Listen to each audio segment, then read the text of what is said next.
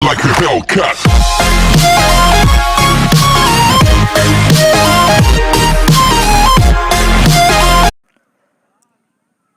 Hello दोस्तों, welcome to technical comparison various online YouTube channel. मित्रों, आप सभी दोस्तों का स्वागत है अपने YouTube channel technical comparison various पे। मित्रों, जैसा कि आप लोग को मालूम है, अपना मॉर्निंग में डेली करंट अफेयर सेशन चलता है। तो आज 11 मई 2020 है और 11 मई 2020 से संबंधित जितना भी करंट अफेयर बना है इस वीडियो में मैंने कवर किया। तो जिन सचिन ने अभी तक सब्सक्राइब नहीं किया, प्लीज़ सब्सक्राइब कर ले और अपने दोस्तों को शेयर कर दे। तो क्वेश्चन एक क्या है, अभी हाल ही में किस देश ने नए कोरोना वायरस एंटीजन टेस्ट की मंजूरी दिया है? तो ये दिया है अमेरिका। अगला, राष्ट्रीय प्रौद्योगिकी दिवस 11 मई। तो साथियों, ऐसे ही क्वेश्चन के लिए आप अपने YouTube channel technical comparison various के साथ जुड़े रहे और अधिक से अधिक अपने दोस्तों को शेयर कर दीजिए ताकि वो लोग भी क्लास ले सके और देख सके।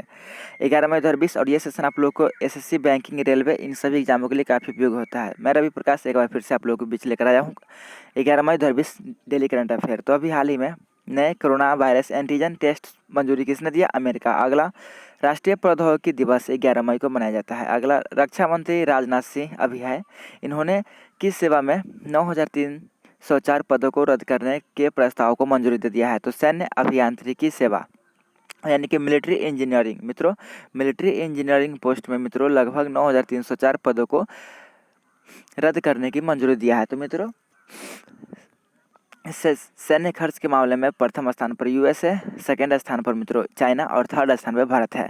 लगभग 16 लाख सैन्य यानी कि 16 लाख आर्मी भारत के पास है। तो मित्रों, नेक्स्ट, सागर अभियान के तहत खाद्य पदार्थ दवाएं पहुंचाने के लिए भारतीय नौसेना का यह जहाज मालदीव, मॉरिशस, सेशेल्स, मेडागास्कर और कोमोरोस के लिए रवाना हुआ है, जिसका नाम क्या है? आईएनएस केसरी। साथियों, आईएनएस केसरी जो कि अभियान यानी कि जिसका नाम क्या है? सागर अभियान के तहत खाद्य पदार्थ जैसे दवाएं पहुंचाने के लिए भारतीय नौसेना का यह जहाज जिसका नाम क्या है? INS Kesari Maldives, Mauritius, Seychelles, Madagascar और कोमोरोस देश के लिए रवाना हुआ है।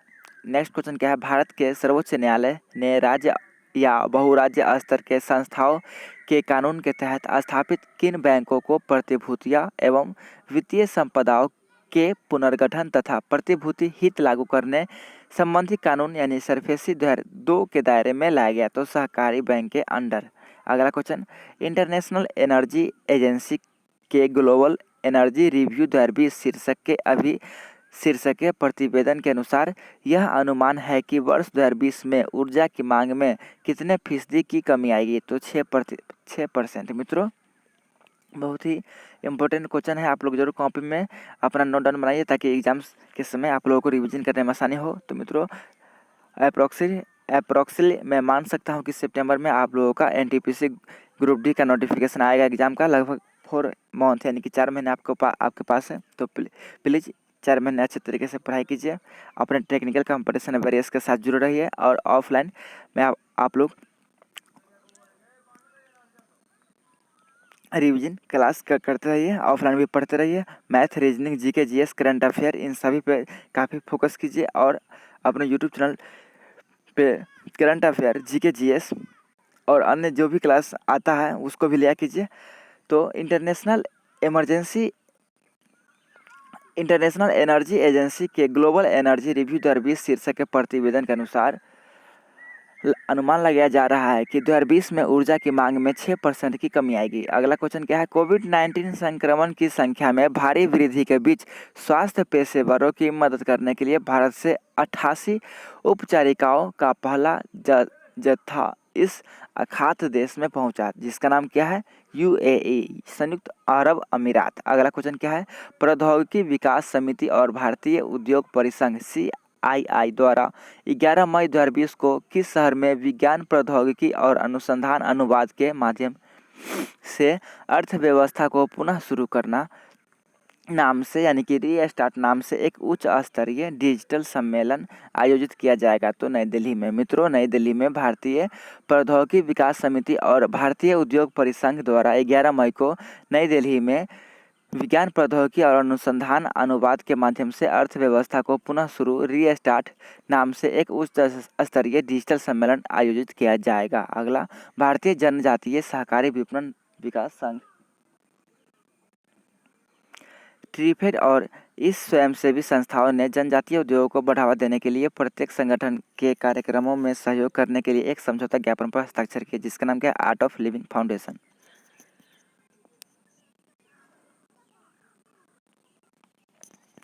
तो आर्ट ऑफ लिविंग फाउंडेशन भारतीय जनजातीय सहकारी विपणन विकास संघ ट्रीफेड और आर्ट ऑफ लिविंग फाउंडेशन संस्थान ने जनजातीय उद्योगों को बढ़ावा देने के लिए प्रत्येक संगठन के कार्यक्रमों में सहयोग करने के लिए एक समझौता ज्ञापन पर हस्ताक्षर किया। अगला सवाल क्या है? तो अगला सवाल है अपना,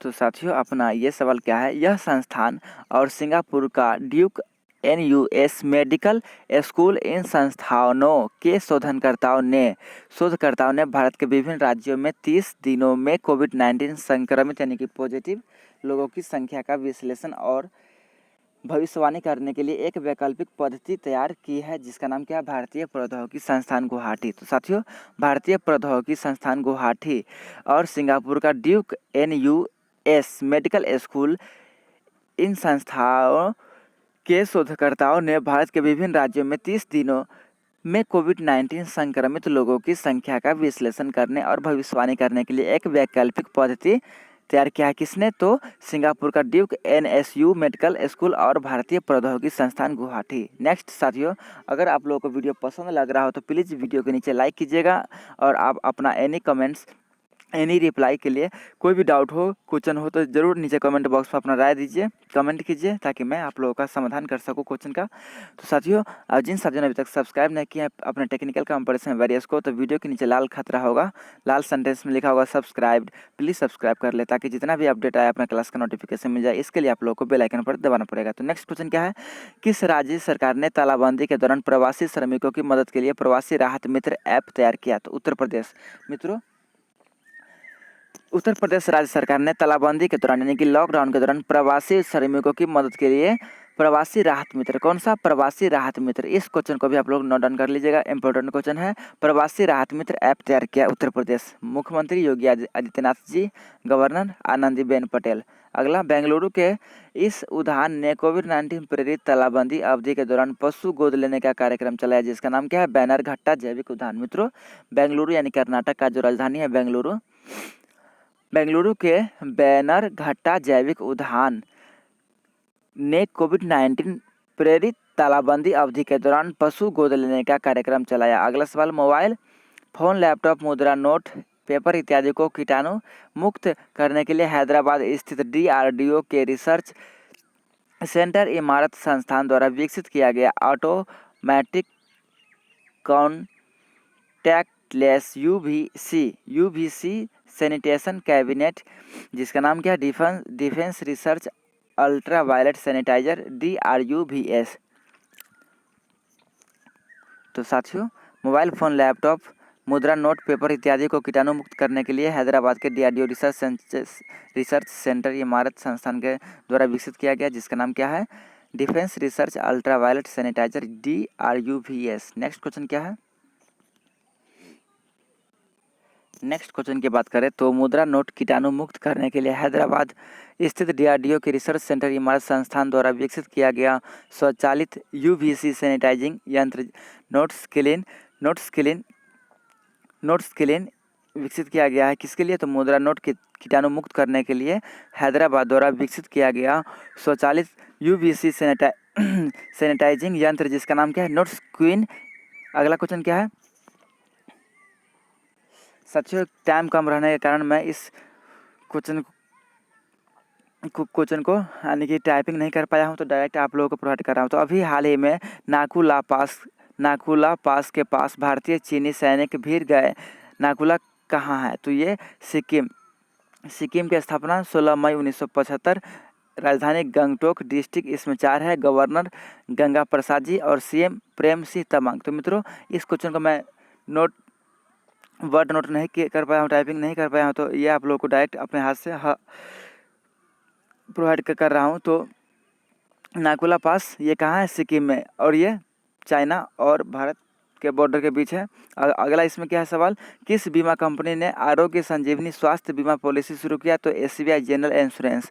मित्रों SBI जनरल इंश्योरेंस ने आरोग्य संजीवनी स्वास्थ्य बीमा पॉलिसी शुरू किया है। अगला क्या है, किसे ईड टेक यानी कि EDTECH ईडटेक कंपनी ELSA कॉरपोरेशन के ब्रांड एम्बेसडर के रूप में नियुक्त किया गया है। तो ये अजिंक्य रहाणे जो कि भारतीय क्रिकेटर है, अजिंक्य रहाणे जी को ईडटेक कंपनी ELSA कॉरपोरेशन के ब्रांड एम्बेसडर नियुक्त किया गया है। अगला सवाल, अभी हाल ही में अमेरिका ने नए कोरोना वायरस एंटीजन टेस्ट की मंजूरी दी है।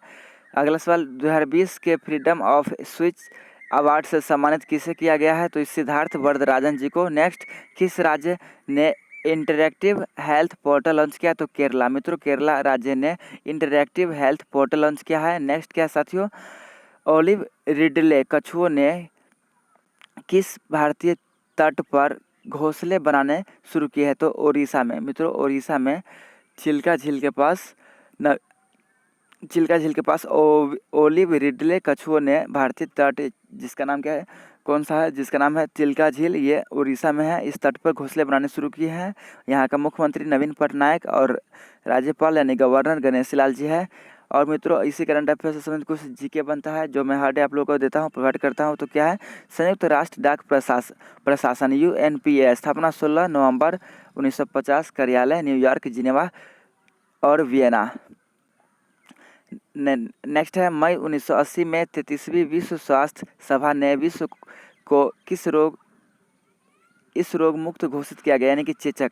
मित्रों, मई 1980 में 33वीं विश्व स्वास्थ्य सभा ने चेचक रोग को मुक्त घोषित किया गया। नेक्स्ट, इंडिया पोस्ट भारतीय डाक स्थापना 1 अक्टूबर 1854, मुख्यालय नई दिल्ली। अगला, भारतीय उद्योग परिसंघ CII स्थापना वर्ष 1895, मुख्यालय नई दिल्ली। नेक्स्ट, भारतीय जनजातीय सहकारी विपणन विकास ट्रीफेड स्थापना 6 अगस्त 1987, ट्रीफेड की स्थापना 6 अगस्त 1987। अगला, सागर कार्यक्रम क्षेत्र में सभी के लिए सुरक्षा और विकास सागर की घोषणा वर्ष 2015। तो मित्रों, ये था आज का कुछ करंट अफेयर और जीके। तो कैसा लगा ये सेशन, अच्छा लगा तो प्लीज़ लाइक कीजिएगा, जिन साथियों ने सब्सक्राइब नहीं किया प्लीज़ सब्सक्राइब कर लें।